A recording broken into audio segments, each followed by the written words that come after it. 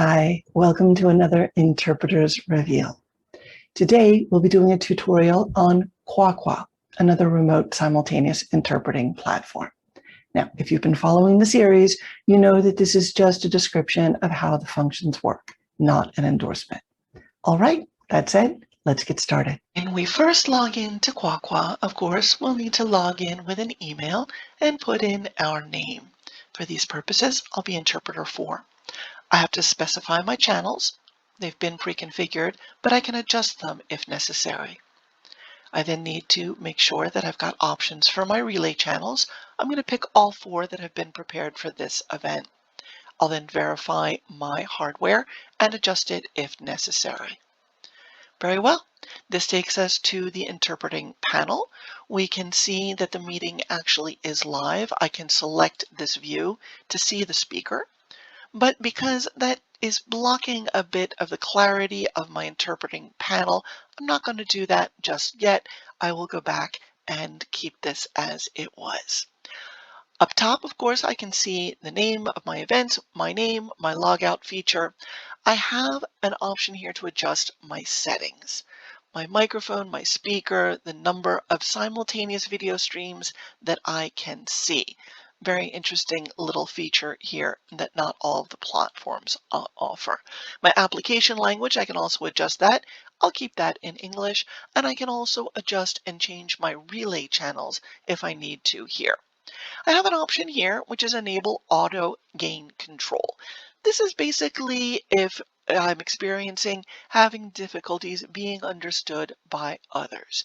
Now, if you're on a good system, on a good computer that meets the platform's requirements, if you're on a stable Ethernet internet connection, you have a good headset with a good boom mic, and or you have a professional quality external microphone and headset, you really shouldn't need this function. The next one here is the enable auto hide control bar. This basically will enable me, as we'll see in just a moment, I'll go ahead and save changes. This will, when I'm here, I'll go back to this, and my toolbar should disappear.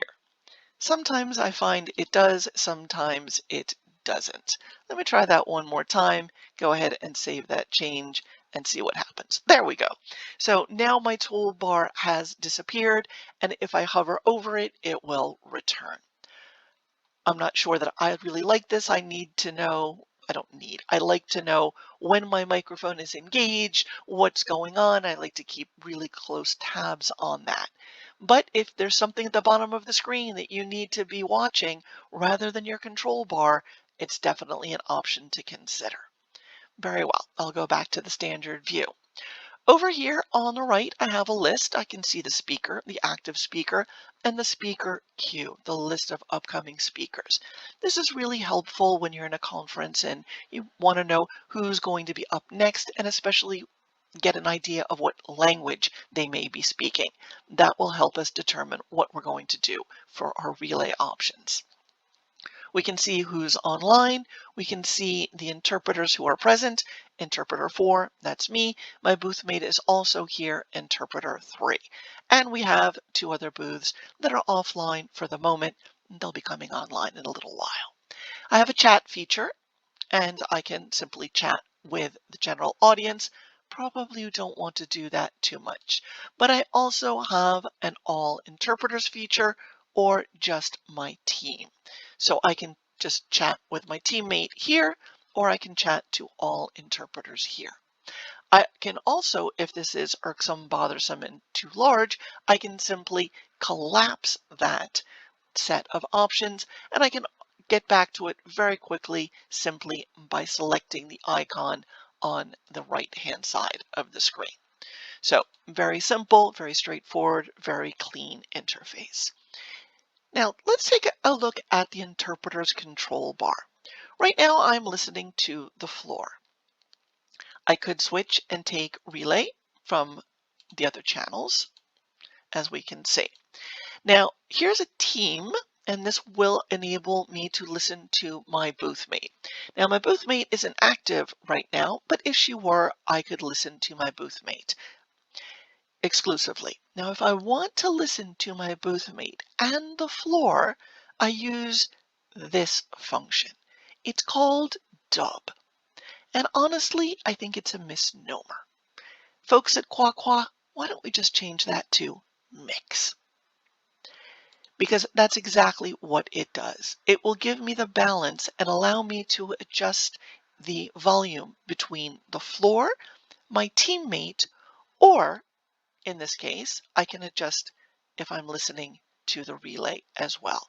Let's take a We look will at how remain the faithful relay and the to hear your peace, partner and mix justice, and functions human and work. national If I dignity, want to hear my no teammate matter here, the I can circumstances. select team and then I In select closing, dub.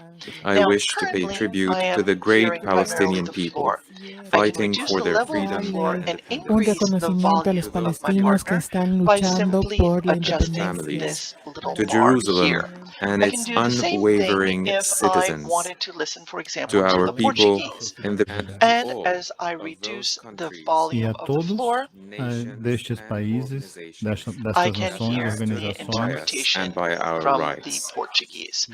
Returning May to the the floor peace now, and blessings that of is God how this be with you. function works. It's very effective, very straightforward. Microphone, pretty self-evident. Click on that to speak in English. Interpreter 4 is live, nice red color, perfectly clear. Broadcasting also comes up as an additional indication in green.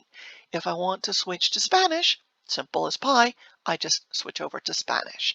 Note that there is no platform-induced décalage.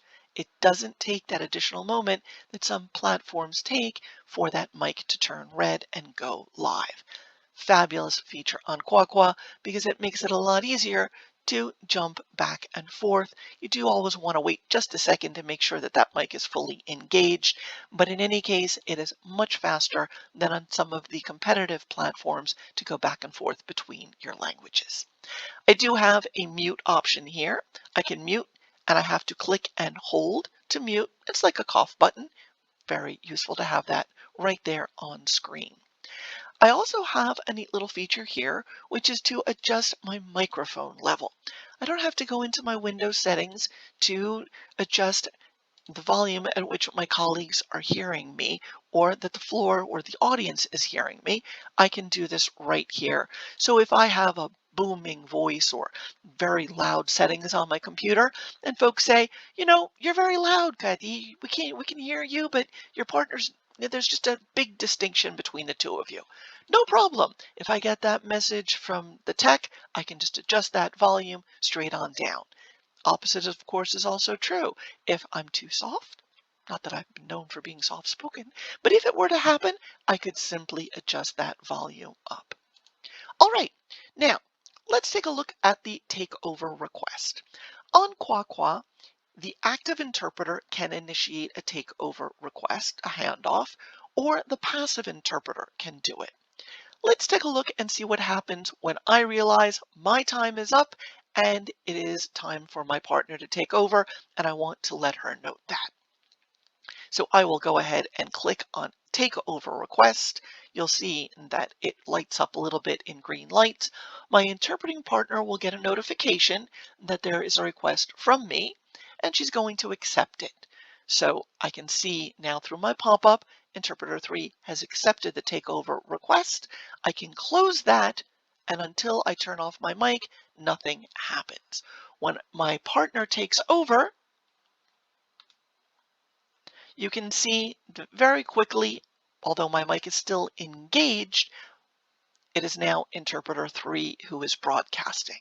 You do want to be careful with this. You don't want to have a situation in which a glitch lets you both be on the microphone at the same time, so be sure that you turn that off. You'll see that your partner is still engaged. Green is the color showing me that she's live, and I know that she is. It's my boothmate on the English channel because it has her name, in this case, Interpreter 3. Now let's take a look and see what happens when I initiate, as the passive interpreter, the takeover request.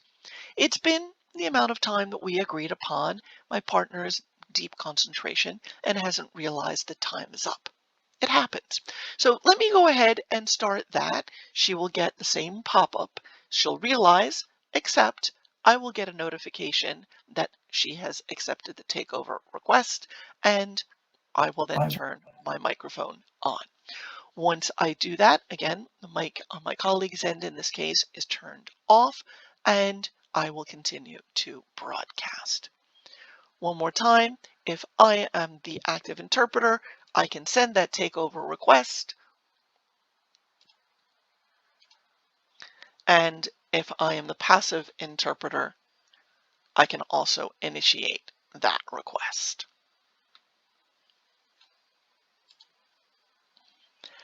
And that is how the takeover or handover function works on QuaQua. Let's take a look at some of the more advanced features that QuaQua offers.